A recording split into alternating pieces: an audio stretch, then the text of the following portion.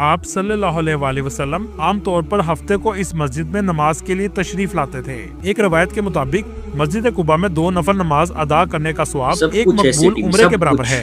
मस्जिद कुबा से 5 मिनट के फासले पर हजरत सुलेमान फारसी रजी अल्लाह ताला अन्हो का बाग मौजूद है, जहाँ लोग खजूरों के लिए भी आते हैं। इस बाग की अजवा खजूर सबसे ज्यादा फेमस है। दोस्तों, इस बाग से निकलने के बाद कुछ ही फासले पर बेरा गर्ज है। ये कुआं भी बहुत अहमियत का हामिल है। कुछ रवायात से पता चलता है कि इस कुएं में आप सल्लल्लाहु अलैहि वसल्लम का लाबे दुहैन भी मौजूद है।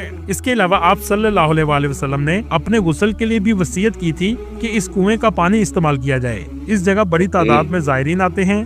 दोस्तों, इस कुएं को जन्नत का कुआं भी कहा जाता है। आप जब भी मदीना शरीफ आएं तो इस कुएं की जियारत जरूर करें और आप पानी भी पी सकते हैं। दोस्तों, आप अगर मदीना शरीफ की तारीख को करीब से महसूस करना चाहते हैं तो 310 नंबर गेट से आप उमर बिन खत्ताब रोड पर चले जाएं, जहां हिजाज स्टेशन के पास एक म्यूजियम मौजूद है। ये वही स्टेशन है जो सल्तनत उस्मानिया के दौर में अब्दुल हमीद ने इस्तांबुल से मदीना ट्रेन चलाई थी, लेकिन बाद में इसको बंद कर दिया गया।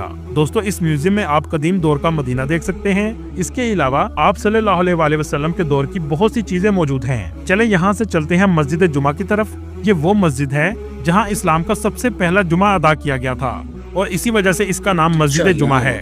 ये भी मस्जिद कुबा के करीब वाक़या है। दोस्तों, आप जानते होंगे खाना काबा से पहले मुसलमान बैतुल मुक़द्दस की तरफ रुख करके नमाज पढ़ा करते थे और बैतुल मुक़द्दस ही मुसलमानों का अव्वल किबला था।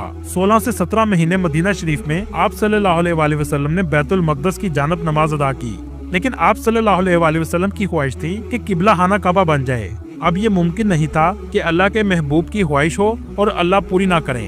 फिर एक दिन ऐसा ही हुआ।